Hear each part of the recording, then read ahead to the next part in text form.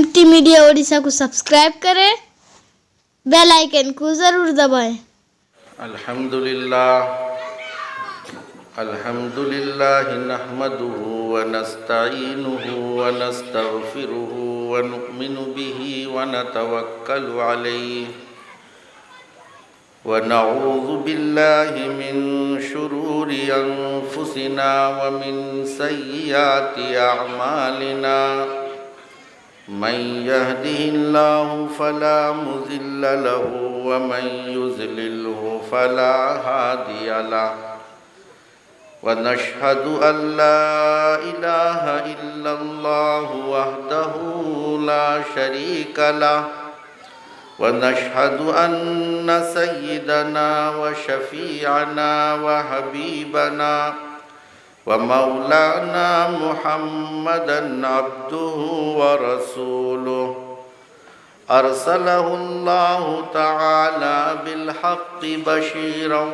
व नज़ीरा व दाइयन इलल्लाहि बिइज़्निहि व सिराजम मुनीरा सल्लल्लाहु तआला अला खैरि खल्क़िहि व सहबिहि व बारक सल्लम तस्लीमन कसीरन कसीरा अम्मा बाद फ़अऊज़ु बिल्लाहि मिनश शैतानिर रजीम बिस्मिल्लाहिर रहमानिर रहीम कुल्लु नफ्सिन ज़ाइक़तुल मौत सदक़ल्लाहुल मौलानल अज़ीम।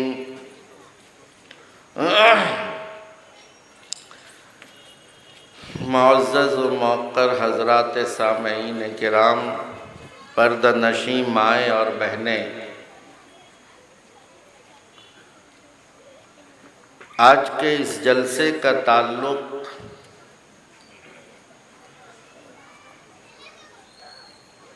इंसानी ज़िंदगी की हकीकत की तरफ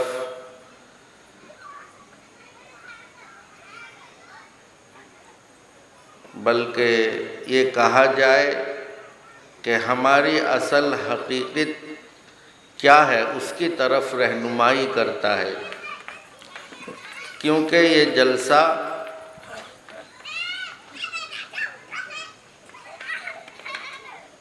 जिन मरहुमा की याद में मुनक़िद किया गया है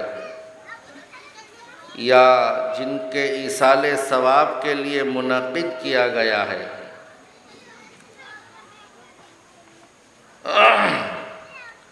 उनके साथ जो कुछ भी हुआ, दुनिया से जाना सबको है, मुक़द्दर है, हुआ, वो हमें ये भी पैगाम देता है कि हम सबको भी इन मरहलों से गुज़रना है। अल्लाह के नबी सल्लल्लाहु अलैहि वसल्लम ने फरमाया कि इंसान को हमेशा अपनी मौत को याद करते रहना चाहिए। जब इंसान मौत को हमेशा याद करता रहेगा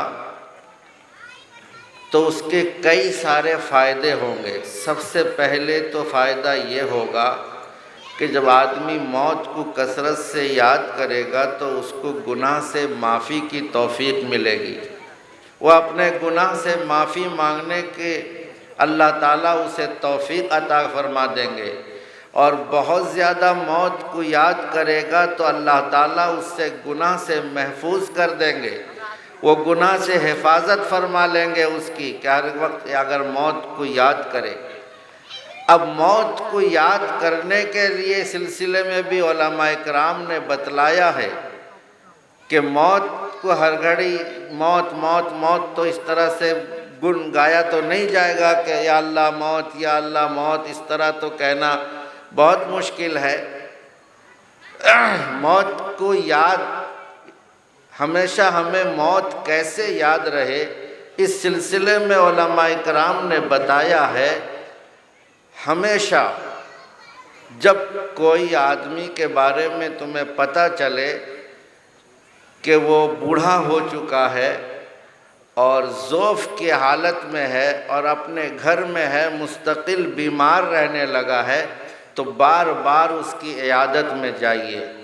تو آپ کو احساس ہوگا کہ یہ مرحلہ ہمارے ساتھ بھی آنے والا ہے،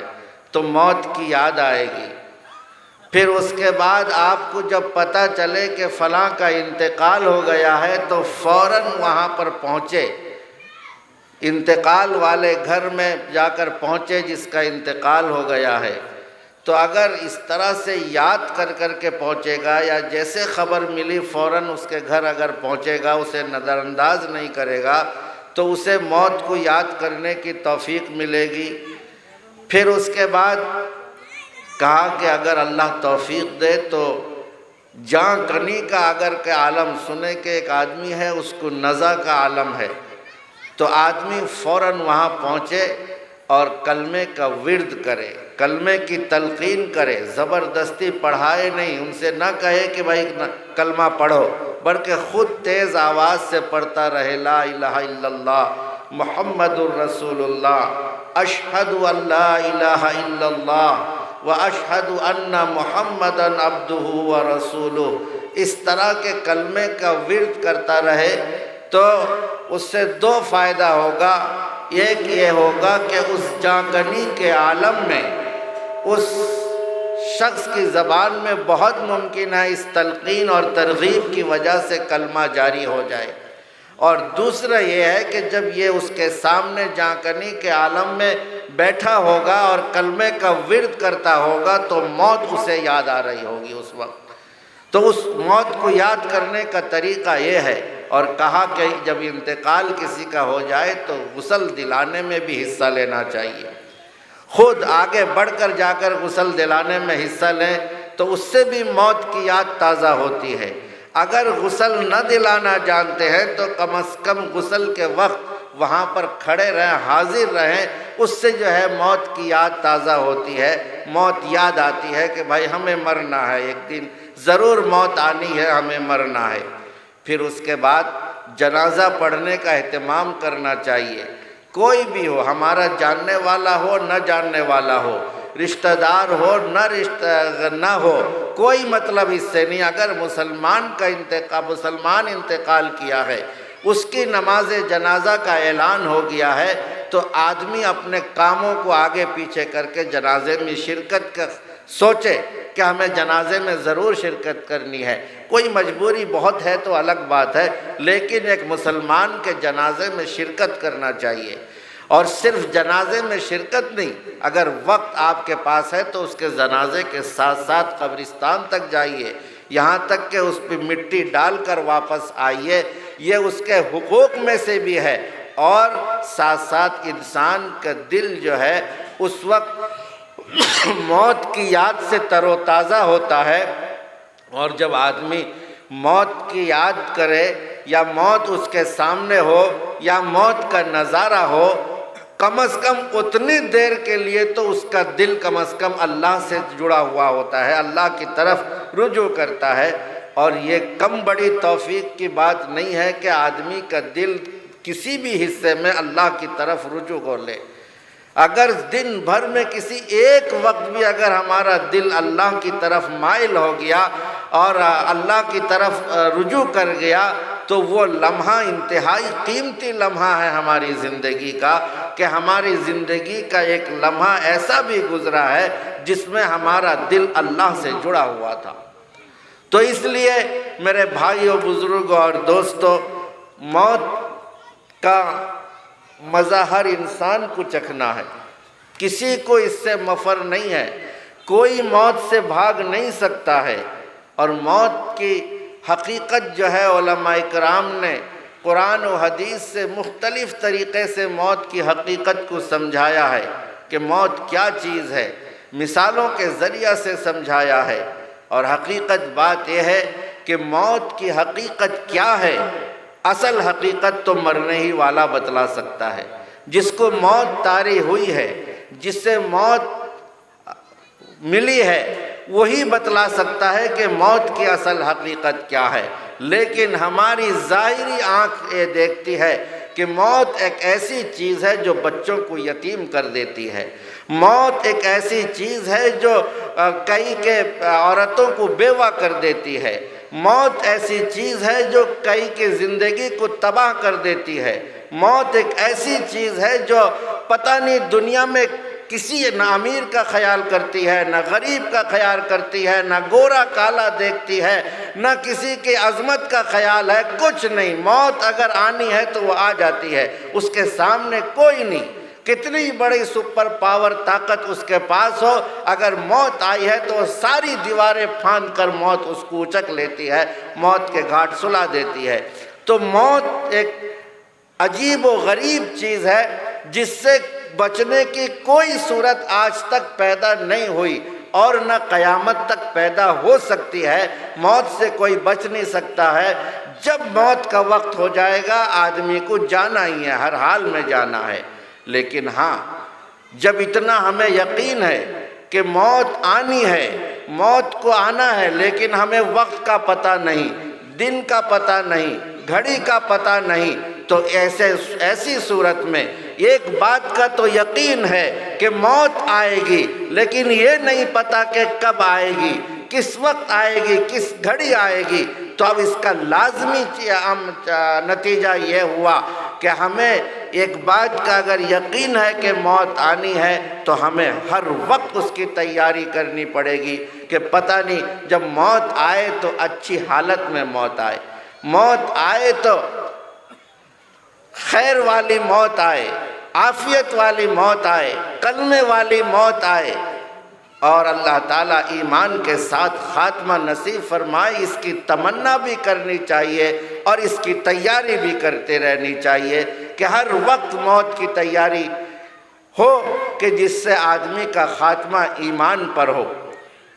اسلام پر ہو، دین پر ہو۔ جیسے مرحومہ کے بارے میں سنا کہ کلمہ کا ورد کرتے ہوئے، تیز آواز سے کلمہ پڑھتے ہوئے اس دنیا سے گئی ہیں، یہ قابل رشک ہے۔ اور موت، اللہ تعالیٰ ان کے کس عمل کو قبول کیا ہے تو اللہ ہی بہتر جانتا ہے، لیکن بظاہر ہم یہ کہہ سکتے ہیں ان کا علماء سے، مدارس سے اور مدرسے کے طلباء سے بے پناہ تعلق تھا،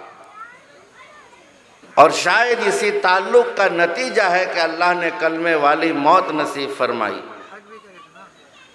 اور بڑے اچھی موت اللہ نے انہیں عطا فرمائی۔ ویسے بھی جب کوئی آدمی پیٹ کے عارضے میں بیمار ہو کر دنیا سے جاتا ہے تو ایک حدیث کے اندر آتا ہے کہ اسے شہادت کا درجہ ملتا ہے، اور بیماری کے مستقل بیمار رہ کر اگر کوئی جاتا ہے تو اللہ تعالیٰ اس کی بیماری کو اس کے گناہ کا کفارہ بنا دیتے ہیں۔ تو یہ بہت ساری چیزیں، علامتیں ہیں جس سے پتہ چلتا ہے کہ اللہ کی بڑی برگزیدہ نیک صفت عورت تھیں جنہیں اللہ نے اپنے دربار میں بڑے اچھے انداز سے قبول کیا۔ یہ قابل رشک موت اللہ نے انہیں عطا کی ہے۔ میرے بھائیوں، بزرگوں اور دوستوں، اچھی موت کی تمنا ہونی چاہیے اور اس کی کوشش ہونی چاہیے۔ حدیث کے اندر آیا ہے کہ آپ یا تو عالم بنیے یا علم سیکھنے والا متعلم بنیے یا ان سے سننے والے بنیے، علماء سے باتیں سننے والے بنیے۔ کن عالمن او متعلمن او مستمعن، یعنی کم از کم اگر آپ عالم نہیں ہیں، اگر متعلم نہیں ہیں تو کم از کم علماء سے بات سننے والا جذبہ دل کے اندر ہونا چاہیے۔ کہیں بھی کوئی عالم کی مجلس لگی ہے تو ہمارا دل تڑپنا چاہیے کہ فوراً جائیں اس کی مجلس سے بیٹھ کر کچھ فائدہ لیں۔ یہ ایمان والے کی علامت ہے۔ جس کے دل کے اندر ایمان ہوگا وہ علماء کی مجلس کو ترجیح دے گا، اپنے تمام کاموں کو ترک کرے گا، ادھر ادھر کی باتوں کو ترک کر کے اگر دین کی مجلس لگی ہے، علماء کی مجلس لگی ہے تو وہاں بھاگے گا۔ چلو کوئی ایک بات تو دین کے میرے کان میں پڑ جائے گی۔ یہ کب ہوگا؟ جب ہمارے اندر ایمان مضبوط ہوگا۔ تو اللہ کے نبی نے فرمایا کہ عالم بنیے، یا نہیں تو متعلم بنیے، یا نہیں تو علماء کو سننے والے بنیے۔ اگر اتنا بھی آپ کو نہیں ہوتا ہے تو محباً ان سے محبت کرنے والے بنیے۔ اگر آپ علماء عالم نہیں ہیں، متعلم بھی نہیں ہیں، آپ کو وقت نہیں ہے، علماء کی مجلس میں بیٹھ بھی نہیں سکتے ہیں، تو دل کے اندر علماء کی محبت آپ کے دل کے اندر اس قدر ہو کہ اگر کسی عالم کو ذرا سی تکلیف پہنچے تو آپ کو بھی ٹھیس لگے۔ ایسے ہی محبت کا تقاضا ہے کہ آپ کو لگے کہ فلاں عالم کے ساتھ فلاں حادثہ ہو گیا تو آپ کا دل تڑپ جائے، تو محبت کرنے والے بنیے محباً۔ آگے فرمایا اللہ کے نبی نے وَلَا تَكُنِ الْخَامِسِ، اس کے علاوہ پانچویں چیز اور مت بنیے، اگر بنو گے فَتُهْلِكُ تو یاد رکھو ہلاک ہو جاؤ گے۔ اور ہلاکت میں سب سے بڑی ہلاکت یہ ہے کہ آدمی بے ایمان مرے، ایمان کا اس کا نہ رہے۔ اسی حدیث کے ضمن میں محدثین اکرام نے لکھا ہے کہ خدشہ ہے کہ کوئی اگر عالم کے تئیں دل کے اندر بغض اور کدورت رکھتا ہے، کسی عالم کی نفرت رکھتا ہے، بحیثیت عالم کے اگر اس کے ساتھ اس کو عداوت ہے، تو خدشہ ہے کہ وہ ایمان پر نہ مرے، بے ایمان مر جائے۔ تو یہ بڑے ڈر کی چیز ہے، بڑے خوف کی چیز ہے۔ لیکن مرحومہ اس سے پرے تھی، ان کا تعلق علماء سے بھی تھا، ان کا تعلق طلبہ سے بھی تھا، اور وہ علماء سے محبت کرنے والی، طلبہ سے محبت کرنے والی تھی۔ تو آپ کی آنکھوں نے دیکھا کہ کس طرح کلمے کے ساتھ ایمان پر خاتمہ نصیب ہوا، اور جس کا آخری وقت، آخری ایام، یعنی دنیا سے جانے کے وقت جو خیر اور بھلائی کے ساتھ دنیا ختم ہو جائے تو الامر بالخواتیم، جب خاتمہ جس طرح ہوگا اسی طرح سے انجام ہوگا۔ اگر ختم ہوتے وقت اللہ نے کلمہ نصیب کر لیا ہے تو یقین کر لینا چاہیے اللہ نے انہیں عالم برزخ میں بھی عافیت کے ساتھ رکھے گا اور جنت میں بھی اعلیٰ مقام عطا فرمائے گا۔ جب انسان دنیا سے چلا جاتا ہے، جب روح پرواز ہو جاتی ہے، روح کے بارے میں آج تک کسی سائنس نے، کسی ٹیکنالوجی نے یہ پتہ لگانے سے اب تک قاصر ہے، کوئی بھی ٹیکنالوجی قاصر ہے کہ روح ہے کیا چیز۔ قرآن نے روح کو بتایا ہے قُلِ الرُّوحُ مِنْ أَمْرِ رَبِّكَ، کہ کہہ دیجئے محمد روح جو ہے یہ اللہ کا ایک حکم ہے۔ جب تک حکم رہتا ہے اس کا جسم کے ساتھ تعلق رہتا ہے، جب اللہ حکم دیتے ہیں تو پھر وہ واپس چلا جاتا ہے۔ تو ایک ایسا اللہ کا حکم ہے جو ہمیشہ جسم کے ساتھ وابستہ رہتا ہے۔ جب انسان مر جاتا ہے، مرنے کے بعد دنیاوی زندگی میں اس کا جسم سے واسطہ ختم ہو جاتا ہے دنیا میں، لیکن برزخ، عالم برزخ میں، جس کو ہم عالم قبر بھی کہہ سکتے ہیں، قبر صرف مٹی میں دفن ہونے کا نام نہیں ہے۔ ایسا بھی ہو سکتا ہے کسی کی لاش جو ہے دریا میں بہا دی گئی ہو، ایسا ہو سکتا ہے کسی کو کوئی پرندہ، کوئی درندہ کھا جائے، اس کے پیٹ میں چلا جائے۔ وہ لاش کہیں بھی ہو، کسی بھی جگہ پہ ہو، اس سے دنیا کے اندر اس کے جسم سے روح کا ناطہ ٹوٹا تو وہ دنیاوی زندگی سے نکل کر، عالم دنیا سے نکل کر عالم برزخ کے اندر چلے جاتا ہے انسان۔ اور پھر عالم برزخ میں جانے کے بعد پھر اس روح کا کنیکشن اس کے جسم کے ساتھ، جسم کہیں بھی ہو، جسم کے ٹکڑے ٹکڑے پوری دنیا میں بکھیر گئے ہوں، ہر ٹکڑے کے ساتھ اس کا تعلق جڑ جائے گا۔ یہ اللہ کی قدرت اور کرشمہ ہے۔ اللہ کا یہ ہے کہ آدمی کی لاش کہیں بھی ہو، جلا کے آپ راکھ کر دیجئے، ان راکھ کے ساتھ بھی جو ہے اس کا کنیکشن جڑ جائے گا برزخی اعتبار سے۔ اور انسان کے مرنے کے بعد سے ہی اس کے ساتھ اس کے احوال، برزخی احوال شروع ہو جاتے ہیں، یعنی انہیں راحت اور آرام، اگر نیک ہے تو راحت و آرام ملنا شروع ہو جاتا ہے، اگر بد ہے تو اس کے ساتھ تکلیف اور مصیبت کے معاملات شروع ہو جاتے ہیں، اس کے ساتھ عذاب کا معاملہ بھی شروع ہو جاتا ہے۔ لیکن اللہ تعالیٰ نے ایسا نظام بنایا ہے کہ دنیا میں رہنے والا انسان اپنی آنکھوں سے اس کو دیکھ نہیں سکتا ہے۔ اس کی وجہ یہ ہے کہ اللہ نے موت و حیات کو بنایا ہے انسان کو آزمانے کے لیے۔ سورہ ملک کی آیت ہے اللہ تعالیٰ اس کے اندر فرماتے ہیں کہ حیات اور موت کو ہم نے پیدا لیا تاکہ ان کو آزمائیں. تو اللہ آزمانے کے لیے موت و حیات کو بنایا ہے. کس کو آزمانے کے لیے؟ دنیا میں جو انسان ہے اگر اس کے احوال وہاں بتلا دیے جائیں گے، یعنی مرنے والے کے ساتھ کیا معاملہ ہو رہا ہے، اگر ہماری دنیا کی آنکھیں اس کو دیکھ لیں گی تو پھر آزمائش کا وہ مرحلہ، آزمائش کا وہ سسٹم جو ہے وہ خراب ہو جائے گا. وہ آزمائش پھر آزمائش نہیں رہے گی. آدمی مشاہدے کی دنیا میں پہنچ جائے گا، دیکھے گا نیک اعمال کے ساتھ معاملہ کیا ہو رہا ہے تو نیکی کرے گا، اور برے کے ساتھ کیا معاملہ ہوا تو برائی سے بچے گا. تو پھر اب آزمائش نہیں رہے گی، امتحان کا مسئلہ نہیں رہے گا. اس لیے دنیا سے آدمی کے جب موت ہو جاتی ہے تو اسے تکلیف اور راحت سب کا سامنا کرنا پڑتا ہے، لیکن